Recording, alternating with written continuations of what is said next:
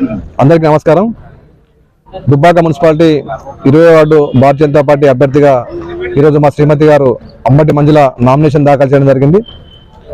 దుబ్బాక ప్రజల ఆశీర్వాదం, మా వార్డు ప్రజల ఆశీర్వాదంతో 20వ వార్డులో మరి పోటీ చేసి జెండా ఎగరేస్తాం తప్పకుండా. అదేవిధంగా మరి దుబ్బాక అభివృద్ధి చెందాలంటే గౌరవనీయులు మెదక్ పార్లమెంట్ సభ్యులు గౌరవనీయులు రఘునందనరావు గారి నేతృత్వంలోనే అభివృద్ధి జరుగుతుంది. మరి ప్రజలంతా కూడా ఆ విషయాన్ని ఆలోచిస్తూ ఉన్నారు.